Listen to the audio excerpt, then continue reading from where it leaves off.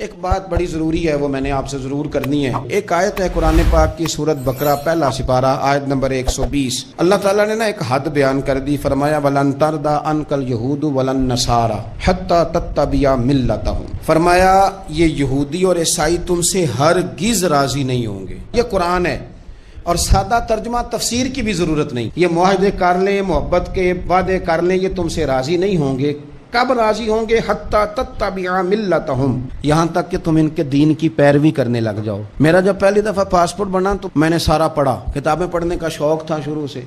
اس کے ہر صفحے پہ لکھا ہے کہ سوائے اسرائیل کے، یعنی آپ پوری دنیا میں یہ سبز ہلالی پاسپورٹ لے کے جا سکتے ہیں، خبردار اسرائیل آپ یہ پاسپورٹ لے کے نہیں جا سکتے۔ یعنی اتنی نفرت کسی ملک سے کہ اس پر لکھ کے چھاپ دیا ہر صفحے پر کہ یہ پاسپورٹ سوائے اسرائیل کے ہر ملک کے لیے کارآمد ہے۔ میرا سوال ہے عرب کے ان لیڈروں سے جنہوں نے اسرائیل کے ساتھ معاہدہ کیا، مجھے بتاؤ تمہیں فلسطین کی بیٹیاں بھول گئی نا ساری کی ساری؟ تمہیں وہ ماں بھول گئی نا جو مسجد اقصیٰ کے دروازے پہ کھڑی ہو کے چیخیں مارتی تھی اور کہتی تھی کوئی علی کو خبر کرو کہ میری بچیاں قید میں ہیں؟ وہ بھول گئی؟ تمہیں وہ بہن بھول گئی نا جس پر شراب کی بوتل انڈیڑتے تھے اسرائیل کے فوجی؟ وہ آپ کو ابھی بھی ویڈیو مل جائے گی، وہ انڈیلتے تھے شراب کی بوتل، اسے پکڑتے تھے، دست درازی کرتے تھے، اور وہ بیٹی کہتی تھی یا رحمت للعالم۔ بھول گیا تمہیں وہ سارا کچھ؟ تم نے ایک منٹ لگایا اور تم معاہدہ کس سے کروا رہے ہو؟ امریکہ کے صدر سے؟ اتنا ظلم کیا تم نے، اتنا قاتل کے ساتھ معاہدہ؟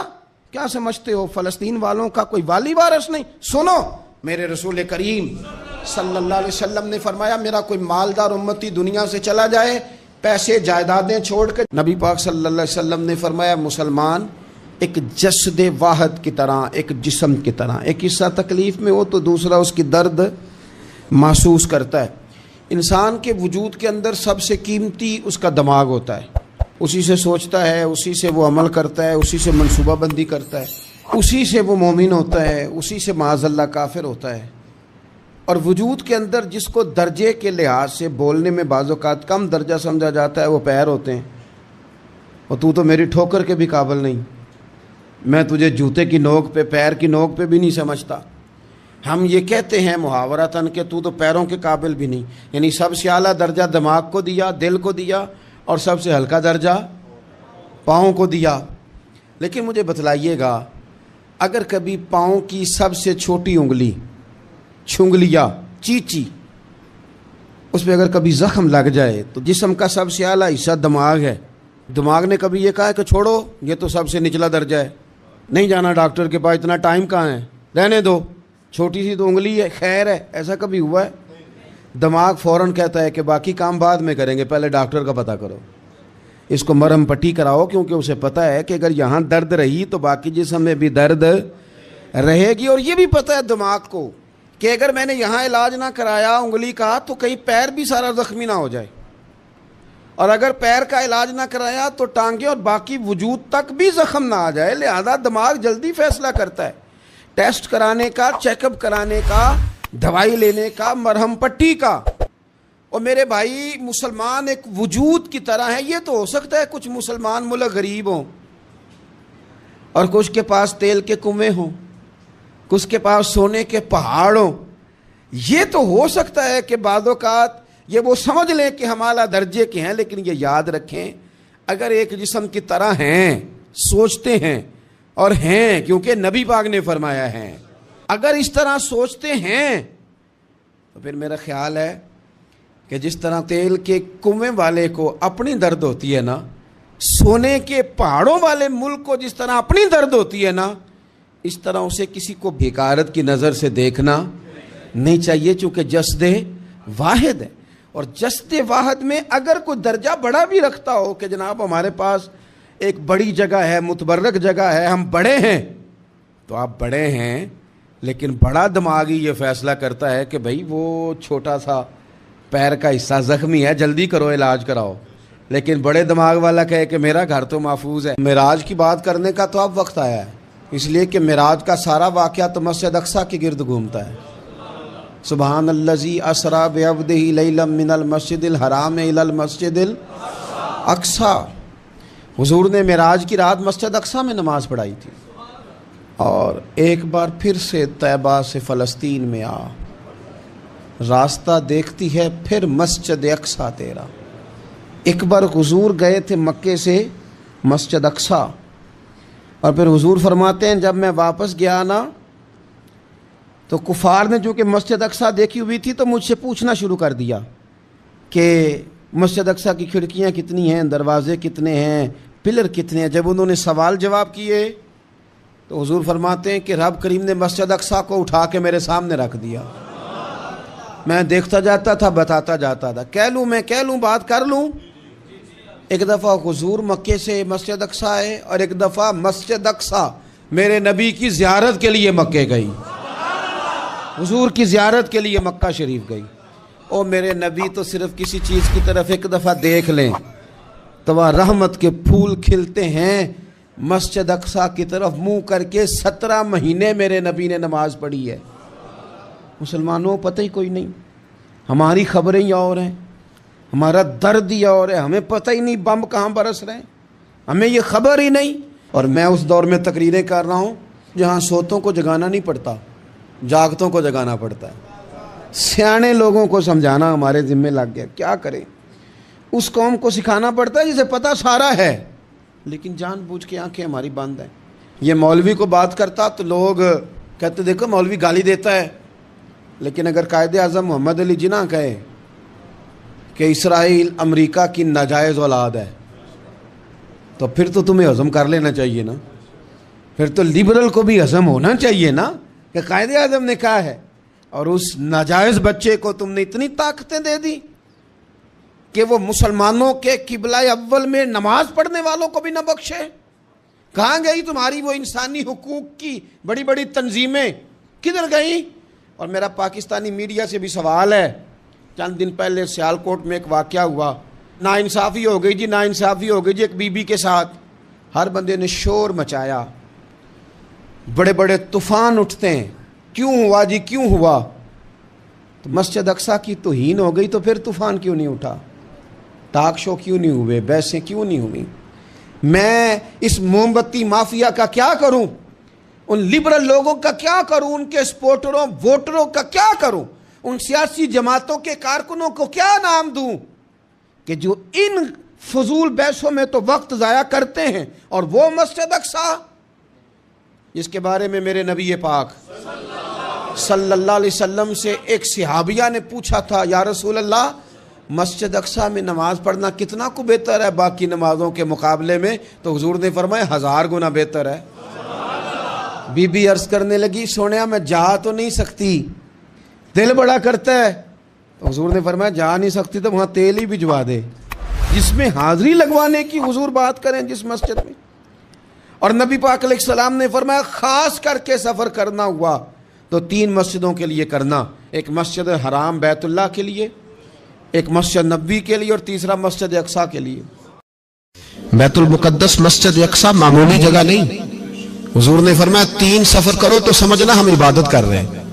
کون کون سے؟ فرمایا اگر بیت اللہ جاؤ تو عبادت سمجھ کے جانا، مسجد نبوی کی طرف جاؤ تو عبادت ہے، اور مسجد اقصیٰ کی طرف جاؤ تو یہ بھی عبادت ہے۔ اور فرمایا مسجد اقصیٰ میں جس نے ایک نماز پڑھی اسے 25,000 نمازوں کا ثواب ملے گا۔ اور میرے رسول پاک نے یہ وہ مسجد ہے جس کے ساتھ معراج شریف جڑا ہوا ہے۔ قرآن پاک نے کہا کہ اس مسجد میں سبحان اللہ اسریٰ بعبدہ لیلا من المسجد الحرام الی المسجد الاقصیٰ۔ مسلمانوں قرآن کہتا ہے کہ تمہارے معراج کی شان رسول پاک کی مسجد اقصیٰ سے جڑی ہے۔ جس محبوب کو رب معراج کرائے تو مسجد اقصیٰ میں لا کے کرائے۔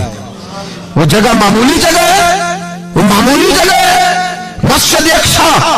نبی پاک نے وہاں نبیوں کی امامت کرائی، 17 مہینے اس مسجد کی طرف منہ کر کے تیرے اور میرے رسول نے نمازیں پڑھی۔ چھوٹی جگہ ہے، اور پوری دنیا کا مسلمان اسے چاہیے شرم سے گڑ جائے۔ ایک امریکہ کا صدر بول کے کہتا ہے کہ اسرائیل کو اجازت ہے اسے دارالحکومت بنائے، اور مسلمان حکمران بیان دے رہے ہیں ظالموں لٹیروں تم اپنی سیاستیں چمکانے کے لیے پہلے ایک دوسرے کو گالیاں دیتے ہو، پھر اکٹھے بیٹھ جاتے ہو نمبرنگ کرنے کے لیے۔ تم دین کے اس مسئلے میں سارے اکٹھے کیوں نہیں بیٹھے؟ سارے پاکستان کے سیاستدانوں کو، علماء اور مشائخ کو چاہیے تھا ایک پیج پہ اکٹھے ہوتے، اکٹھے بیٹھ کے ایک بیان ہی دے دیتے، ایک بات ہی کر دیتے۔ پھر میرا سلوٹ ہے ترکی کے صدر کو، پھر میرا سلوٹ ہے ترکی کے صدر کو۔ اس نے بہت عرصہ پہلے کہا تھا مسجد اقصی میری خواب میں آئی تھی اور رو کے کہتی تھی آئے مجھے کوئی صلاح الدین ایوبی کا ماننے والا، کوئی آئے مجھے بچائے۔ کہتے میری خواب میں آئی تھی اور روتی تھی، کہتی تھی کوئی آئے۔ اور ایک شاعر نے کہا مسجد اقصی نبی پاک کو بھی بلاتی ہے، کہتی ہے ایک بار پھر طیبہ فلسطین میں آ، راستہ دیکھتی ہے پھر مسجد اقصی تیرا، ایک بار پھر سے طیبہ سے فلسطین میں آ، راستہ دیکھتی ہے پھر مسجد اقصی تیرا۔ کوئی بولا ہے نہیں اتنا مقدس مقام، چھوٹے چھوٹے بیانوں کہیں اکٹھے ہو جاؤ، میں بتاتا ہوں تمہیں مسئلے کا حل کیا ہے، میں بتاتا ہوں۔ دو کام کرو، ایک کام وہ کرو جو حضرت سلمان فارسی نے کیا تھا، سنو حل سنو مسئلے کا۔ میں چھوٹا آدمی ہوں پر حل سنو مسئلے کا۔ زندگی میں ایک کام مسلمان کر لے، جٹ بن کے، بھٹ بن کے، رائی بن کے، پاکستانی، مصری، سعودی بن کے بڑا جی لیا۔ ایک کام وہ کرے جو حضرت سلمان نے کیا تھا۔ جب ایک کافر نے پوچھا آپ کا نام کیا ہے تو فرمایا میرا نام اسلام ہے۔ بولیے سارے میرا نام، کہا تمہارے باپ کا نام، فرمایا اسلام۔ دادا کا نام، کا اسلام۔ پردادا کا نام، بازو تیرا توحید کی قوت سے کمی ہے، اسلام تیرا دیس ہے تو مصطفی ہے۔ ایک کام وہ کرو جو حضرت سلمان نے کیا تھا۔ کافر جب پوچھے تو کہو ہم سارے اسلام ہیں، ہم سارے کیا ہیں، ہم پہلے مسلمان ہیں، باقی بعد میں کچھ اور چیز۔ دوسرا کام وہ کرو جو حضرت امیر معاویہ نے کیا تھا۔ سن لو یہ حال ہے اس مسئلے کا، سنو۔ حضرت مولا علی شیر خدا رضی اللہ تعالیٰ عنہ اور جناب امیر معاویہ کی جنگ ہو رہی تھی، لڑائیاں ہو رہی تھی، اختلافات تھے، فوجیں بیٹھی تھی۔ حضرت مولا علی اور جناب امیر معاویہ کی جنگ ہو رہی تھی تو روم کے بادشاہ نے، عیسائی بادشاہ نے حضرت علی کو خط لکھا کہ میں تیرے اوپر حملہ کرنے والا ہوں۔ خط لکھا نا حضرت علی کو، تو جواب حضرت امیر معاویہ نے دیا۔ چاہیے تھا نا مولا علی جواب دیتے، حضرت امیر معاویہ بولے اور بول کے کہنے لگے اور روم کے کتے، ہم گھر میں جتنا مرضی لڑے، یہ نہ سمجھنا تو علی پہ حملہ کرے گا تو میں تماشا دیکھوں گا۔ فرمایا تو علی پہ حملہ کر تو صحیح، علی سپہ سالار ہوگا اور امیر معاویہ اس کا سپاہی ہوگا۔ گھر میں جتنا مرضی لڑے پر رسول اللہ کے نام پہ ہم اکٹھے ہو جایا کرتے، یہ رسول اللہ کا دین ہے، اس پہ ہم اکٹھے ہیں، یکجان ہیں۔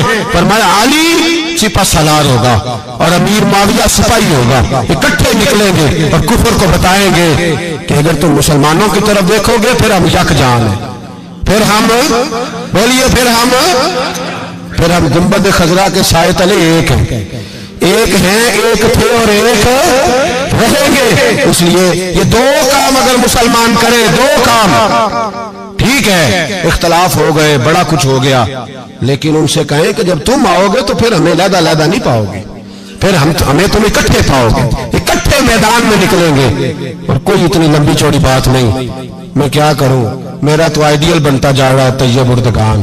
عجیب بات ہے نا کہ اس کے پاس ایٹمی طاقت آپ سے کمزور ہے، آپ کی تگڑی ہے، اس کے پاس جو فوجی طاقتیں ہیں وہ اپنی جگہ پر، آپ کی فوجی طاقتوں کا لوہا مانتی ہے دنیا، لیکن پھر مجھے کہنے دو نا، میدان میں بندہ ایٹمی طاقت سے نہیں لڑتا، ایمان کی قوت سے لڑتا ہے۔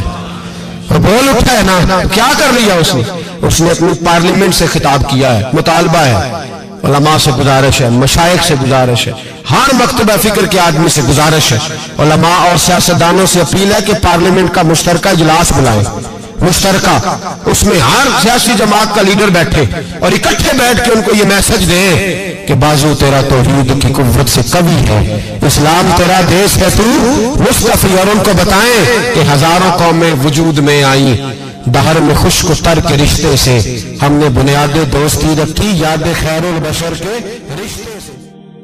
مسلمان نہیں ہوتا۔ صلاح الدین ایوبی اپنے خیمے میں بیٹھے ہیں تو ایک بی بی آ گئی، اس قبیلے کا کوئی شخص مسلمان نہیں ہوتا، بی بی آئی، آگے کہنے لگی میرے 4 بیٹے جنگ میں کھو گئے، چھوٹے چھوٹے بچے، جنگ میں کھو گیا مل نہیں رہے، فوجیوں کو حکم دے مجھے میرے بچے تلاش کر کے دیں۔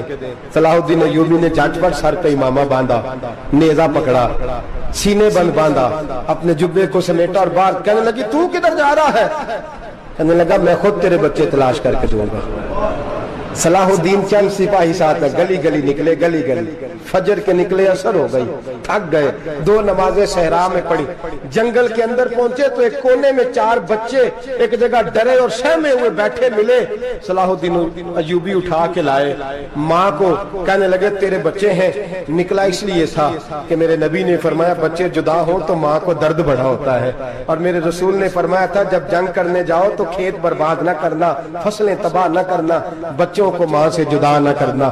فرمایا میں سوچ رہا تھا تیرے بچے کہیں میری وجہ سے جدا ہو گئے تو مصطفیٰ کو جواب کیا دینا؟ فرمایا تیرے بچے ڈھونڈ کے لایا ہوں۔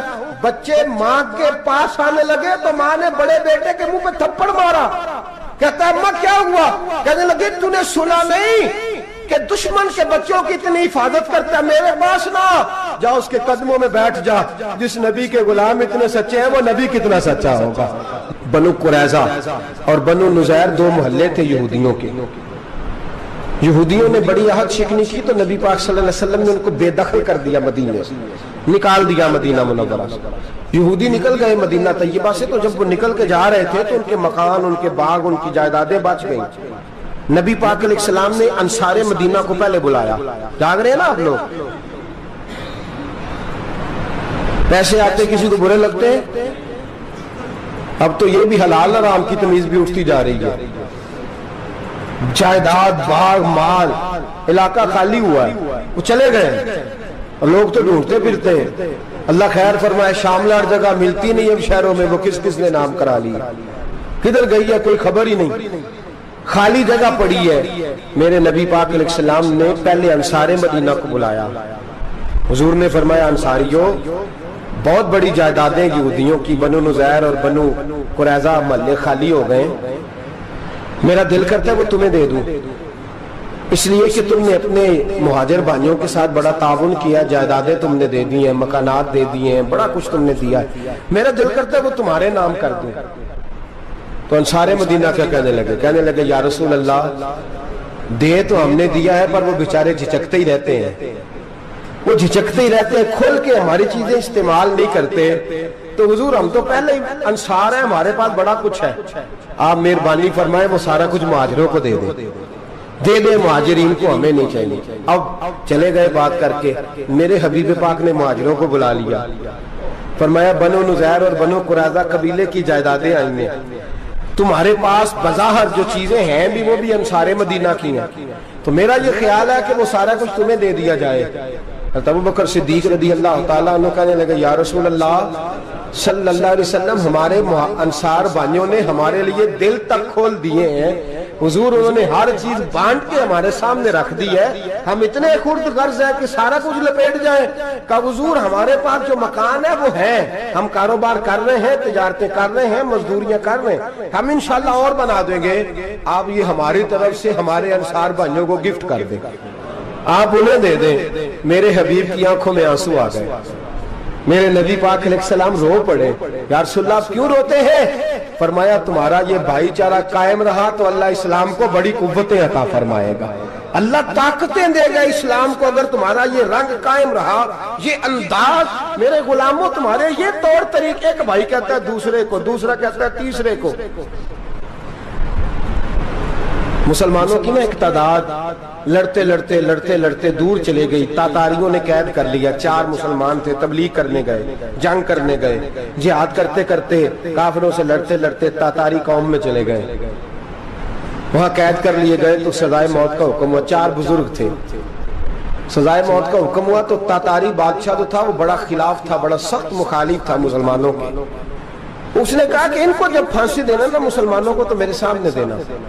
اب 4 عالم ہیں، 4 صوفی ہیں، سفید داڑیاں، سر پہ امامے، پھانسی کا وقت آیا تو جو پھانسی گھاٹ ہے وہ ایک ہے، چاروں کو کٹھے پھانسی نہیں ہو سکتی، ایک کو کہا کہ ایک ایک کر کے ان کو پھانسی دو۔ جب پھانسی کا وقت آیا نا تو جو سب سے پیچھے صوفی تھے وہ دوڑ کے آگے آئے، کہنے لگے بادشاہ پہلی باری میری لگا۔ پہلی. اب بادشاہ نے کہا ٹھیک ہے اسے لٹکا دو. وہ قریب آئے تو دوسرے دوڑ آئے, کہنے لگے نہیں نہیں پہلی باری میں نے زیادہ کافر قتل کیے, میرا بڑا جرم ہے, مجھے پہلے سزا دو. ان کو پھانسی دینے لگے تو تیسرے آ گئے, کہنے لگے نہیں یہ تو میرا قتل کرتا تھا, رستے میں بتایا کرتا تھا, ڈھونڈ کے میں بتلاتا تھا کہ یہاں زیادہ تعداد ہے, مجھے پہلے پھانسی دو. تیسرے کے ساتھ بات ہو رہی تھی تو چوتھا دوڑا آیا, کہنے لگا یہ رستے بتاتا تھا, یہ تبلیغ کرتا تھا, یہ سارا کچھ کرتا تھا, لیکن کہا یہ کہتے تھے چلو واپس چلتے ہیں, میں جانے نہیں دیتا تھا, میں کہتا تھا اور کافر مارنے اور علاقے فتح کرنے, میرا جرم بڑا ہے, مجھے پہلے پھانسی دو. بادشاہ کہنے لگا مجھے 35 سال ہو گئے حکومت کرتے, بڑی دنیا کو پھانسی دی ہے, لوگ تو ایک دوسرے کو دھکے دیتے ہیں کہ پہلے تو جا پہلے تو جا, اور تم کیسی قوم ہو کہ ایک دوسرے پہ قربان ہو رہے ہو. کہنے لگا تم ایک باپ کی اولاد ہو. جاگ رہے آپ لوگ, تاتاری بادشاہ کافر بادشاہ اسلام کی مخالفت کرنے میں, ایک باپ کی اولاد ہو کا نہیں, ایک قبیلے کے رہنے والے ہو کا نہیں, ایک ملک کے رہنے والے ہو نہیں. اس نے کہا رشتہ کیا ہے تمہارا, رشتہ کیا ہے؟ تو بول کے کہنے لگے خدا ایک ہے نبی ایک ہے, خدا ایک ہے اور نبی منفرد ایک ہے, اس قوم کی نقصان بھی ایک ہی سب کا نبی, اللہ بھی قرآن بھی ایک. کیا ہی اچھا تھا ہوتے اگر مسلمان بھی ایک, یوں تو سید بھی ہو مرزا بھی ہو افغان بھی ہو, تم سبھی کچھ ہو بتاؤ کہ مسلمان بھی ہو. فرمایا ہمارا اللہ ایک ہے نبی ایک ہے, تو کہا پھر ایک دوسرے پہ جان کیوں دیتے ہو؟ فرمایا ہمارے نبی نے ہمیں بھائی بھائی بنا دیا ہے, بھائی کا دل نہیں کرتا اس کی آنکھوں کے سامنے بھائی چلا جائے, ہمارا دل نہیں کرتا پہلے مجھے دے پہلے مجھے دے. بادشاہ کہنے لگا تمہارا جذبہ مجھے متاثر کر گیا, جاؤ میں تم چاروں کو آزاد کرتا ہوں, تمہیں آزاد کرتا ہوں. میرے دوستو یہ رنگ تھا, دیکھیں نا, یہ اس دھرتی نے نظام دیکھا ہے نا, اس فلک نے پہلی بار دیکھا, اس زمین نے پہلی بار, اور میرے حضرت صاحب فرمایا کرتے تھے زمین تڑپ کے روئی, اس نے پہلی دفعہ دیکھا. احد کا میدان ہے, 3 صحابہ تپتی ہوئی زمین پہ زخموں سے چور چور پڑے ہیں. حضرت انس بن نضر رضی اللہ تعالیٰ عنہ پانی کا پیالہ لے کے پہنچے, ایک زخمی سے کہا تجھے پانی پلانا ہے, تو کہنے لگا میرے زخم تھوڑے ہیں, وہ جو ساتھ پڑا اس کے زخم گہرے ہیں, پہلے اسے پانی پلا دے, جا اسے دے دے. اس کے پاس پہنچے تو وہ کہنے لگا وہ مجھ سے پہلے گرا تھا, اس کا زخم زیادہ گہرا ہے, اسے پانی پلا. تیسرے کے پاس گئے تو کہنے لگا چوتھا تڑپ زیادہ رہا ہے, اس کی عمر زیادہ ہے, میں تو جوان ہوں برداشت کر لوں, بڑھاپے کی وجہ سے نڈھال ہو گیا, پہلے اسے پانی پلا. چوتھا کہنے لگا 5ویں کے پاس جا, 5واں کہنے لگا 6ٹھے کے پاس جا. حضرت انس بن نضر کہتے میں رو پڑا, میں نے کہا محمد کے غلاموں, رسول نے تمہیں کیسا جذبہ دے دیا ہے, زبانیں پیاس سے باہر ہے لیکن تمہاری اخوت مرتے دم تک قائم ہے. کہتے میں 7ویں کے پاس گیا تو کہنے لگا اگر 6 قربانی دے سکتے ہیں تو مجھے خود غرض نہ سمجھ, میں نے نہیں پانی پینا, جا پہلے کے پاس لے جا. کہتے میں پہلے کے پاس آیا تو روح پرواز کر گئی, دوسرے کے پاس آیا تو روح پرواز کر گئی, میں 7ویں تک آیا تو انتقال کر گئے. کہتے ہیں پانی کا پیالہ میں نے اٹھایا اور میں نے زمین پہ رکھا تو میں نے کہا پانی گوا رہنا, محمد کے غلام مر تو جاتے ہیں پر ایک دوسرے کا خیال بڑا رکھا کرتے ہیں, گوا رہنا یہ مر جایا کرتے لیکن ایک دوسرے کا درد. میرے دوستو لٹا ہوا برما, روتے ہوئے مسلمان, سسکیاں اور آہیں لیتی ہوئی مائیں پوچھتی ہیں اے خاصا اے خاصان رسول, وقت دعا ہے, امت پہ تیری آ کے عجب وقت پڑا ہے. وہ دین جو بڑی شان سے نکلا تھا وطن سے, پردیس میں وہ دین آج غریب الغربا ہے. فریاد ہے اے کشتی امت کے نگہباں, بیڑا یہ تباہی کے قریب آن لگا ہے. اور کیا خوبصورت جملے کہے تھے کہ نبی پاک صلی اللہ علیہ وسلم نے, حضور نے فرمایا تھا میرا مومن ایک جان کی طرح ہوتا ہے, ایک جان کی طرح ہوتا ہے, ایک کو تکلیف ہو جسم کے ایک حصے کو سارا حصہ پریشان ہوتا ہے. فرمایا یہ ایک مکان کی طرح ہے, ایک اینٹ دوسری اینٹ کو مضبوط کرتی ہے.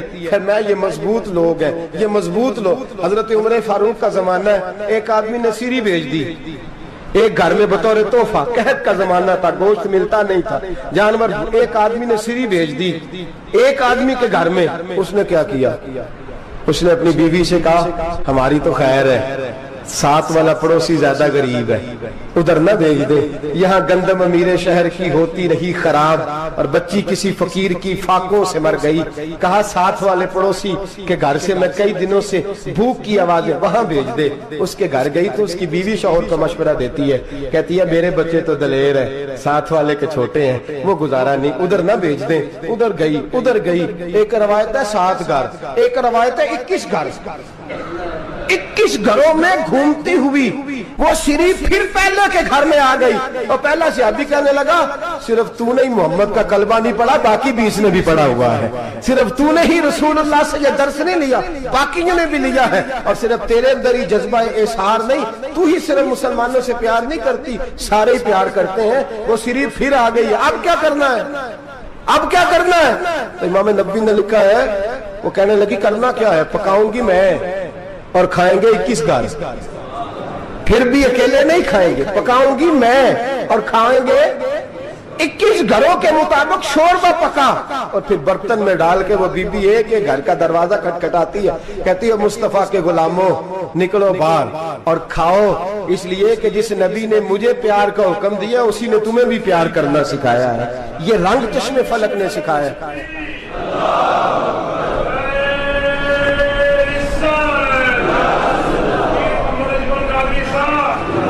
آپ کی بڑی مہربانی، زندہ باد وہی ہے جس کو اللہ رسول زندہ باد فرمائے، بڑی مہربانی، اللہ جزا دے۔ عرض یہ کرنے جا رہا تھا کہ رسول کریم صلی اللہ علیہ وسلم نے پیغام دیا امت کو، فرمایا دیکھیں نا کتنے بڑے لفظ ہیں، یہ نہیں فرمایا دوزخ میں جائے گا، یہ نہیں فرمایا کہ اسے جہنم کی سزا ملے گی، میرے نبی نے فرمایا میں اسے مومن مانتا ہی نہیں، میں اسے مسلمان اپنا مانتا ہی نہیں۔ حضور کسے؟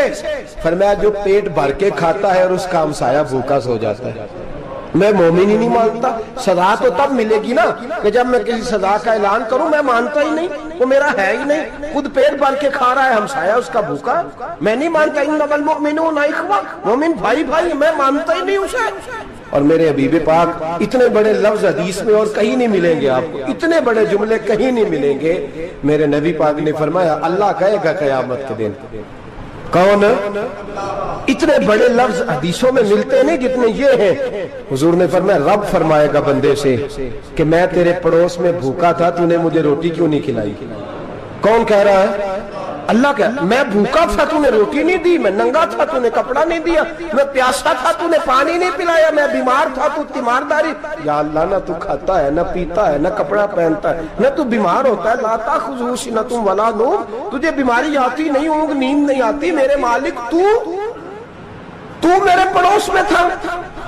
تو حضور فرماتے ہیں رب فرمائے گا وہ جو بندہ تیرے پڑوس میں بھوکا تھا تو بندہ تو میرا ہی تھا نا، وہ جو بندہ تیرے پڑوس میں ننگا تھا تو بندہ تو میرا ہی تھا نا، وہ جو تیرے پڑوس میں پیاسا تڑپتا رہا تو وہ میرا ہی بندہ تھا، تو دوائی لینے جائے تو بڑے اسپتال میں اور اس بیچارے کو 20 روپے پرچی کے بھی میسر نہ آئے تو میرا ہی بندہ تھا۔ میرے دوست خیال کر اور یاد رکھ، یہ جو ہمسائے ممالک میں ظلم ہوتے ہیں، زیادتیاں ہوتی ہیں، ہمارے گھر کا پنکھا اچھا چلتا ہے، ہم جلوس اس وقت نکالتے ہیں جب ہماری لائٹ بند ہوتی ہے، ہم جلوس اس وقت نکالتے ہیں جب ہمارا ایسا جو ہمیں تنگ کرتا ہے، ہم اس وقت درد محسوس کرتے ہیں جب ہمارے گھر تک آگ آ جاتی ہے۔ یہ جو باہر آگ جل رہی ہے یہ تیرے گھر بھی آ سکتی ہے، یہ جو باہر فساد ہو رہا ہے یہ تیرے دروازے تک آ سکتا ہے۔ میرے رسول پاک نے ایک جان، مسلمان کو ایک جان قرار دیا۔ مجھے بتائیے انگلی کو کٹ لگ جائے، مسلمان ایک جان ہے نا، انگلی کو لگ جائے کٹ، دماغ کہتا ہے میں نے نہیں سوچنا اس کے بارے میں نے اس کے درد کو محسوس ہی نہیں کرنا، انگلی کی درد ہے، انگلی جانے اس کا کام جانے، ایسے ہی ہوتا ہے نا۔ بولے پیروں سے کہتے ہیں، انگلی کہتی ہے چل ڈاکٹر کے پاس، پیر کہتے ہیں نہیں میں نے نہیں جانا، انگلی کا کام ہے انگلی جائے، ایسے ہی ہے نا۔ دل سے کہتے ہیں تو تڑپ تھوڑا سا، انگلی کو درد ہے، کہتے میں کیوں تڑپوں، انگلی کا ماما، انگلی جانے اس کا کام جانے۔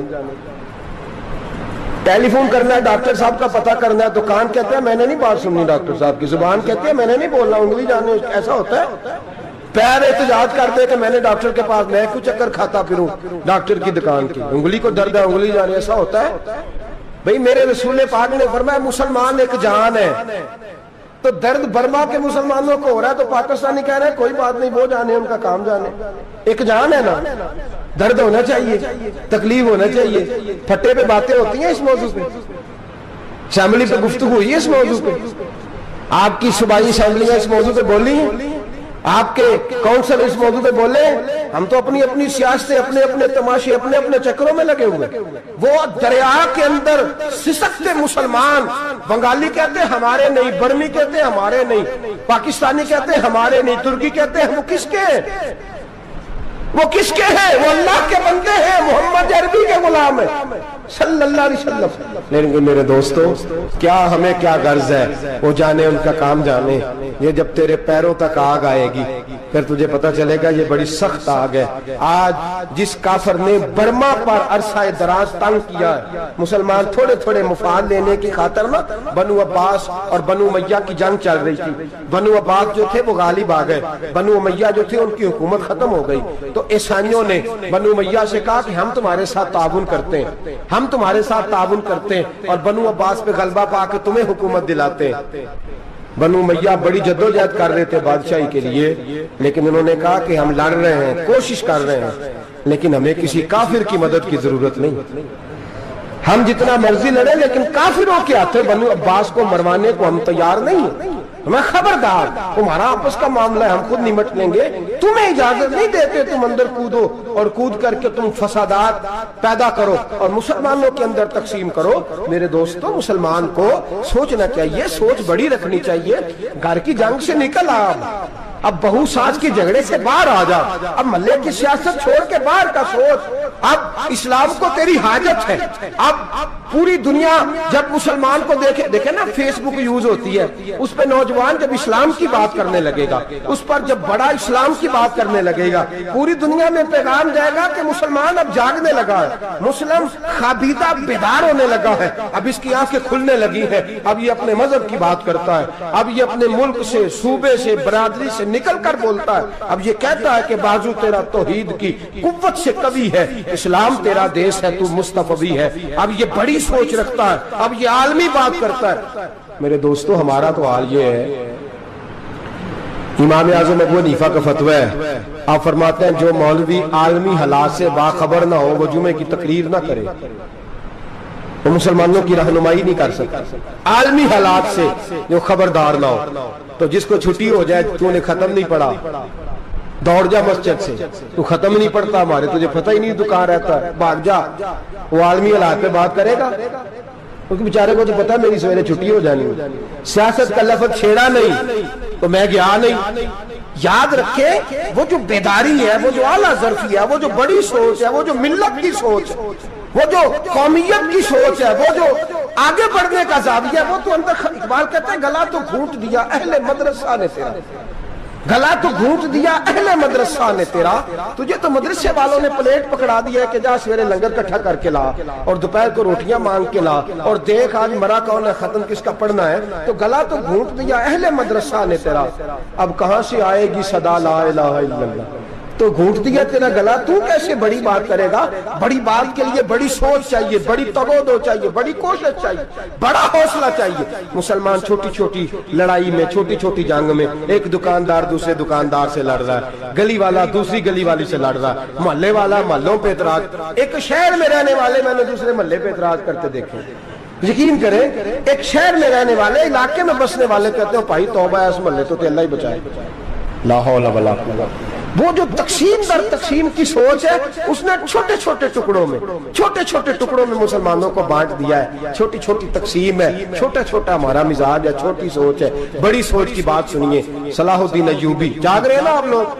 تو آخنا حضرت صاحب ایڈی وڈی گل چھیڑ چھڑی ہے، یہ مطلب ہی کون نہیں، کنے برما جانا ہے تو کنے مدد کرنی ہے، میں تو بھائی فریضہ سر انجام دے رہا ہوں۔ میرے نبی نے فرمایا برائی کو یا ہاتھ سے بدل، ہاتھ سے نہیں بدل سکتا تو زبان سے تو بولنا، تو میں معذور ہوں، کمزور آدمی ہوں، ہاتھ سے بدلنے کی طاقت نہیں رکھتا، تو دوسرے درجے پہ تو مجھے عمل کرنے دو نا، اثر کرے نہ کرے سن تو لے میری فریاد، نہیں ہے داد کا طالب یہ بندہ آزاد، رونے تو دو، تڑپنے تو دو، آہیں تو بہانے دو، سسکیاں تو لینے دو، مار کھائیے تو تڑپنے تو دو۔ وہ قرآن پاک برما میں پابندی لگی ہے تو میں یہاں سوچنے لگا ہوں کہ وہاں تو پابندی لگی ہے، یہاں پہلے لوگ کوئی نہیں پڑھتی۔ معاذ اللہ تعالیٰ حالات دن بدن مسلمانوں کے لیے ایک ایک کر کے، افغانستان میں جو آگ لگی تھی پھر وہ عراق میں بھی لگی، پھر وہ لیبیا میں بھی لگی، پھر وہ مصر میں بھی لگی، پھر وہ یمن میں بھی لگی، सऊदी अरब में धमाके हुए, मेरा दिल तड़पा है, मुझे परेशानी हुई, मैं बच्चे पास थे, मैं बड़ा डिस्टर्ब हुआ। मैंने कहा यार ये हमारा सबका इज्माई अकीदत का मरकज है, हम कम से कम 1000 इख्तलाफ के बावजूद कहा करते थे कि अरब में अमन है यार, वहाँ सुकून है, वहाँ दुकानें खुली छोड़ के लोग चले जाते हैं, वहां भी फसाद होने लगा, वहां भी आग बढ़ गई है। लेकिन हम सिर्फ छोटी छोटी करके जब आग बुझाने की कोशिश करेंगे उस वक्त आग नहीं बुझेगी। जब हर आदमी अपने प्याले में पानी लेके आएगा, हर शख्स अपने घर की नल चलाएगा, हर शख्स नलका चलाएगा और पानी निकाल के ये आग बुझाएगा, तब ये आग बुझेगी। हर आदमी को किरदार, सोच बड़ी करें, नजरिया बड़ा करें, मिल्लत की बात करें, मुसलमान होके सोचें, मुसलमान होके सोचें। खुदारा निकले ये घर के झगड़ों से, थोड़ी देर के लिए अपने आप को बड़ा करें, बड़ी सोच आप बनाएं। जब दोस्तियां लगाएं, गिराने लगाएं, फिर छोटे मोटे हिसाब से बचें। बाबा बुल्ले शाह साहब फरमाते, कोरे वर्क किताब नहीं हुंदे, कोरे वर्क किताब नहीं हुंदे, पत्थर दिल गुलाब नहीं हुंदे, ओ बुल्लिया यारी सोच के लाई, यारा नाल हिसाब नहीं हुंदे। फिर जरा निकले इस हिसाब किताब से बाहर, बुल्लिया यारी सोच के लाई, यारा नाल हिसाब नहीं हुंदे। फिर जरा बड़ा ज़हन करें, छोड़े अपने हिसाब। युबसिरून अला अनफुसिहिम वलनबलुवन्नकुम बिशैइन मिनल खौफि वल जूइ व नक्सिन मिनल अम्वालि वल अनफुसि वस समरात। फिर हिसाब किताब से निकले, फिर इमाम अली मकाम की तरह ये सोच बनाए कि हुसैन के बच्चे चले जाए तो कोई हर्ज नहीं, उम्मत पर आंच नहीं आनी चाहिए। एक इमाम अली मकाम, कल तक इमाम मैदान में खड़े थे तो अकेले थे, लेकिन आज पूरी दुनिया कहती है हुसैन हमारा है, हुसैन हमारा। आज नजरिया इमाम अली मकाम जिंदा है, तू अकेला है तो खड़ा हो, ये ना कहा कर। छोटी सी मस्जिद है, एक कोना गखड़ काबा, मौलाना तकरीर कर रहे हैं तो क्या बनेगा, एक आवाज कहीं से गूंजा करती है, फिर उसमें तासीर मेरा अल्लाह पैदा फरमा दिया करता है, फिर उसके अंदर कुव्वत मेरा रब पैदा फरमा दिया करता है, फिर अल्लाह उसमें तासीर पैदा करके चार दांग आलम में फैला दिया करता है। सलाहुद्दीन अय्यूबी, मुसलमानों पे जुल्म हुआ, फलस्तीन में आग लगी और पूरे फलस्तीन की गलियां खून से भर गई। एक दिन के अंदर 70,000 मुसलमान कत्ल हुआ। घोड़ों से सड़कों पे चला नहीं जाता था, घोड़े फिसलते थे, इतना खून था। और कच्ची सड़कें थी, इतना खून था। पहले कच्ची जमीन ने खून पिया, फिर खून उससे बाहर आया, फिर भी इतना सख्त 70,000 आदमी कत्ल हुआ। सलाहुद्दीन अय्यूबी कौन थे? मेरे गौसे आजम जिलानी के मदरसे के तालिब इल्म थे।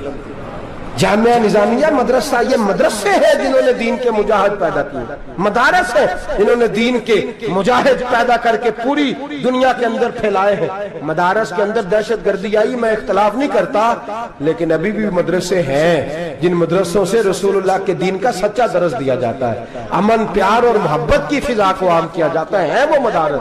और इंशाअल्लाह क़यामत की सुबह तक वो मदरसे कायम रहेंगे। सलाहुद्दीन अय्यूबी मदरसे के तालिब इल्म है, मदरसे का, लेकिन मदरसा उसका था जो साथ दरवेश भी था, जो साथ अल्लाह रसूल के अहकामात मोहब्बत के साथ फैलाने वाले गौसे आजम जिलानी का मदरसा था। उस मदरसे का पढ़ने वाला तालिब इल्म, देखे ना, इल्म दीन शहीद कौन था? नाते पढ़ने वाला था ना, खत्म दिलाने वाला था। आमर चीमा शहीद कौन था? नाते पढ़ने वाला था ना। ये नाते वो चीज होती है जो दिलों के अंदर असर पैदा कर देती है, जो नबी पाक की मोहब्बत को परवान चढ़ाती है, और यही चिराग जलेगा तो रोशनी होगी।